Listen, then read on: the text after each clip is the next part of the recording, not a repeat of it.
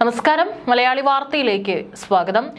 Gaza സിറ്റിയിൽ ആക്രമണം കടുപ്പിച്ച Israel Hamas അംഗീകരിച്ച വെടിനിർത്തൽ നിർദ്ദേശം സ്വീകാര്യമല്ലെന്ന നിലപാടിൽ തന്നെ തുടരുകയാണ്. അതിന്റെ അടിസ്ഥാനത്തിൽ വലിയ രീതിയിലുള്ള ഒരു മുന്നേറ്റം തന്നെയാണ് ഇപ്പോൾ ഗാസയിലേക്ക് നടത്തിക്കൊണ്ടിരിക്കുന്നത്. വെടിനിർത്തൽ ചർച്ചയ്ക്കായി ദോഹയിലേക്കും കെയ്റോയിലേക്കും സംഘത്തെ അയക്കില്ലെന്ന് സർക്കാർ തീരുമാനിച്ചതായി ഇസ്രായേൽ മാധ്യമങ്ങൾ റിപ്പോർട്ട് ചെയ്യുന്നു. ഇതിന് പിന്നാലെ ഗാസ സിറ്റിയിൽ ഇസ്രായേൽ ആക്രമണം ശക്തമാക്കിയിരിക്കുകയാണ്. ഗാസ സിറ്റിയുടെ നിയന്ത്രണം പിടിച്ചെടുക്കാനുള്ള പദ്ധതിയുടെ ആദ്യഘട്ടം തുടങ്ങിയെന്നാണ് ഇസ്രായേൽ സൈന്യം അറിയിച്ചിരിക്കുന്നത്. ഗാസ സിറ്റിയുടെ പല ഭാഗങ്ങളിലും ബോംബാക്രമണങ്ങൾ ശക്തമായതോടെ ജനങ്ങൾ തെക്കൻ ഗാസ ലക്ഷ്യമാക്കി പലായനം ആരംഭിച്ചു. അന്താരാഷ്ട്ര വിമർശനങ്ങൾ മറികടന്ന് ആക്രമണ പദ്ധതിക്ക് അന്തിമ അംഗീകാരം നൽകാനുള്ള നീക്കത്തിലാണ് ഇസ്രായേൽ.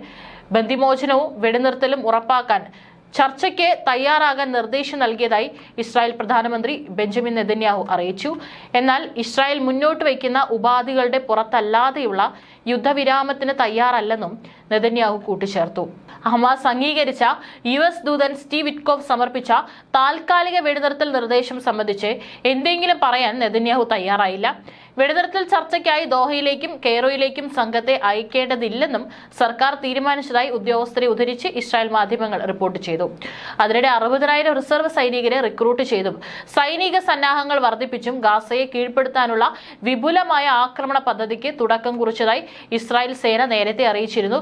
ഭക്ഷണത്തിന് കാത്തുനിന്ന 13 പേരുൾപ്പെടെ 43 പേരെയാണ് ഇസ്രായേൽ ഇന്നലെ കൊലപ്പെടുത്തിയത്. 112 കുട്ടികൾ ഉൾപ്പെടെ 271 പേരാണ് ഇതുവരെ പട്ടിണി മൂലം ഗാസയിൽ കൊല്ലപ്പെട്ടത്. കൂടുതൽ സഹായം ഉടൻ ലഭ്യമാക്കണമെന്ന് UN സെക്രട്ടറി ജനറൽ ഇസ്രായേലിനോട് ആവശ്യപ്പെട്ടു. വടക്കൻ ഗാസയ്ക്ക് പിന്നാലെ ഗാസ സിറ്റിയിൽ നിന്നും പലസ്തീനികളെ പുറന്തള്ളാനുള്ള ആസൂത്രിത പദ്ധതികളാണ് ഇസ്രായേൽ ആരംഭിച്ചിരിക്കുന്നത്. ആശുപത്രികളിൽ നിന്ന് മുഴുവൻ രോഗികളെയും തെക്കൻ ഗാസയിലേക്ക് മാറ്റാൻ ഇസ്രായേൽ സൈന്യം നിർദ്ദേശിച്ചു. ഇത് നൂറുകണക്കിന് രോഗികളുടെ മരണത്തിൽ കലാശിക്കുമെന്നാണ് ഗാസ ആരോഗ്യ മന്ത്രാലയം മുന്നറിയിപ്പ് നൽകിയിരിക്കുന്നത്. 10 ലക്ഷത്തോളം പേർ താമസിക്കുന്ന ഗാസ സിറ്റിയിൽ നിന്ന് ആളുകളെ പുറന്തള്ളുന്ന പദ്ധതിയുമായി സഹകരിക്കണമെന്ന് അന്താരാഷ്ട്ര സന്നദ്ധ സംഘടനകളോട് ഇസ്രായേൽ അഭ്യർത്ഥിച്ചു. ഇതിനിടെ ഗാസയിലെ പട്ടിണി മരണം 271 ഇസ്രായേൽ ആക്രമണത്തിൽ ഇന്നലെ 41 പേർ കൂടി കൊല്ലപ്പെട്ടതോടെ യുദ്ധത്തിനിടെ ജീവൻ നഷ്ടമായ പലസ്തീനുകളുടെ എണ്ണം 62,190 കടന്നു. ഗാസ സിറ്റിയിൽ ഇസ്രായേലിന്റെ ആക്രമണം ശക്തമാകുന്നു. ഹമാസ് അംഗീകരിച്ച വെടിനിർത്തൽ നിർദ്ദേശം സ്വീകാര്യമല്ലെന്ന നിലപാടിലാണ് ഇസ്രായേൽ. വെടിനിർത്തൽ ചർച്ചകൾക്കായി ദോഹയിലേക്കും കെയ്റോയിലേക്കും സംഘത്തെ അയക്കേണ്ടതില്ലെന്നും സർക്കാർ തീരുമാനിച്ചതായി ഇസ്രായേൽ മാധ്യമങ്ങൾ റിപ്പോർട്ട് ചെയ്തു.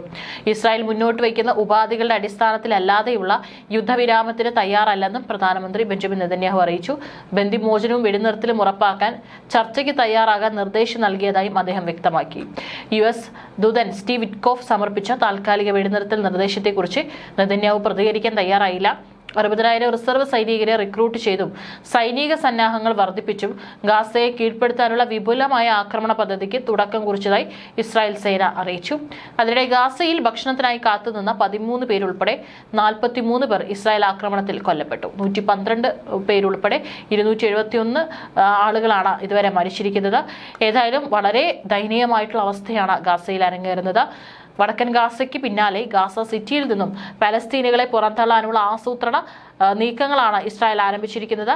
ആശുപത്രികളിൽ നിന്ന് എല്ലാ രോഗികളെയും തെക്കൻ ഗാസയിലേക്ക് മാറ്റാൻ ഇസ്രായേൽ സൈന്യം നിർദ്ദേശിച്ചു.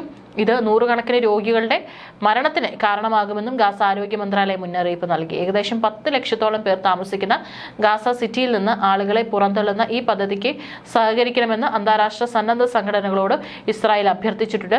വെള്ളിയാഴ്ച പുറത്തിറക്കിയ ഒരു വീഡിയോയിലാണ് നെതന്യാഹുവിന്റെ പരാമർശം. ഗാസയിലെ പൂർണ്ണ അധിനിവേശം സംബന്ധിച്ച പ്രതിരോധ മേധാവി, ക്യാബിനറ്റ് മന്ത്രിമാർ എന്നിവരുമായി നെതന്യാഹു ചർച്ച നടത്തി. ഇസ്രായേൽ ഒരു നിർണായക ഘട്ടത്തിലാണെന്നും നെതന്യാഹു പറഞ്ഞു. ഹമാസ് പോസിറ്റീവായി ചർച്ചകളോട് പ്രതികരിച്ച ശേഷം ഇതാദ്യമായാണ് നെതന്യാഹു ഇക്കാര്യത്തിൽ പൊതുവിടത്തിൽ പ്രതികരിക്കുന്നത്. ഈ ആഴ്ച ആദ്യം ഖത്തറിന്റെയും ഈജിപ്തിന്റെയും നേതൃത്വത്തിൽ നടത്തിയ ചർച്ചകളോടും ഹമാസ് പോസിറ്റീവായി പ്രതികരിച്ചിരുന്നു. 60 ദിവസത്തെ വെടിനിർത്തലിനാണ് ഹമാസ് അംഗീകാരം നൽകിയത്. ഇതിനോട് ഇസ്രായേൽ ഇതുവരെ പ്രതികരിച്ചിട്ടില്ല. 50ഓളം ബന്ദികൾ ഇപ്പോഴും ഗാസയിലുണ്ടെന്നാണ് ഇസ്രായേൽ വിലയിരുത്തൽ. ഇതിൽ 20 പേരെങ്കിലും ജീവനോടെ ഉണ്ടാകുമെന്നും ഇസ്രായേൽ അനുമാനിക്കുന്നു. നേരത്തെ 22 മാസം നീണ്ട അധിനിവേശം അധിനിവേശം അവസാനിപ്പിച്ച് ഗാസയിൽ വെടിനിർത്തൽ നടപ്പാക്കാൻ തിരക്കിട്ട നീക്കങ്ങൾ പുരോഗമിക്കവേ ഗാസ സിറ്റി പിടിച്ചെടുക്കാനുള്ള പദ്ധതിക്ക് ഇസ്രായേൽ അംഗീകാരം നൽകിയിരുന്നു. ലക്ഷക്കണക്കിന് പലസ്തീനുകൾ കഴിയുന്ന ഗാസ സിറ്റി ഏറ്റെടുക്കാനുള്ള സൈനിക നീക്കത്തിന് പ്രതിരോധം മന്ത്രാലയം അനുമതി നൽകിയതായി ഇസ്രായേൽ സേന അറിയിച്ചിരുന്നു. ഇതിന്റെ ഭാഗമായി 60,000 റിസർവ് സൈനികരെ കൂടി വിളിപ്പിക്കും. നിലവിൽ സേവനത്തിലുള്ള 20,000 റിസർവ് സേനാംഗങ്ങൾക്കും തുടരാൻ നിർദ്ദേശം നൽകും. ഇതുവരെയുള്ള ഇസ്രായേൽ കരസേന നേരിട്ടിറങ്ങാത്ത ഗാസ സിറ്റിയിൽ പൂർണ്ണമായും പലസ്തീനുകളെ ഒഴിപ്പിക്കലും കെട്ടിടങ്ങൾ തകർക്കലും അടക്കം നടപ്പാക്കും. ഗാസ സിറ്റിയുടെ ഭാഗമായ സെയ്ത്തൂൻ, ജബാലിയ എന്നിവിടങ്ങളിലും ഇതിനകം പ്രാരംഭ പ്രവർത്തനങ്ങൾക്ക് തുടക്കമായിട്ടുണ്ട്. ഹമാസിന്റെ ശക്തി കേന്ദ്രവും ഭരണസ്ഥിര കേന്ദ്രവുമായ ഗാസ സിറ്റിയിലെ വിശാലമായ തുരങ്കങ്ങൾക്കകത്താണ് ബന്ദികളെ പാർപ്പിച്ചതെന്നും ഇസ്രായേൽ കരുതുന്നു. ഇവരുടെ കൊലപാതകത്തിൽ കൂടി കലാശിക്കുന്നതാകും കരസേനാ നീക്കം. ഗാസ സിറ്റിയിലേക്ക് സൈനിക നീക്കം വ്യാപിപ്പിക്കുന്നതിനെതിരെ സൈന്യത്തിനകത്ത് തന്നെ കടുത്ത എതിർപ്പ് ഉയർന്നിട്ടുണ്ട്. ബന്ദികളുടെ കുടുംബങ്ങളും ഇതിനെതിരാണ്. ഏതായാലും വലിയ രീതിയിലുള്ള ഒരു നീക്കം തന്നെയാണ് ഇപ്പോൾ ഗാസയിലോട്ട് ഇസ്രായേൽ സേന നടത്തിക്കൊണ്ടിരിക്കുന്നത്. ഇത്രയും കാലം അത്തരത്തിൽ ഗാസ പിടിച്ചെടുക്കുമെന്നുള്ള മുന്നറിയിപ്പ് നൽകിയിട്ടുണ്ടെങ്കിലും ഇത്തവണ അത് പിടിച്ചെടുക്കാനുള്ള നീക്കം തന്നെയാണ് നെതന്യാഹു നടത്താൻ പോകുന്നത്. ഇതിനെതിരെ അന്താരാഷ്ട്ര മാധ്യമങ്ങളടക്കം വലിയ റിപ്പോർട്ടുകളൊക്കെ തന്നെ പുറത്തു വരുന്നുണ്ട്. ചർച്ചകളും പുരോഗമിക്കുകയാണ്.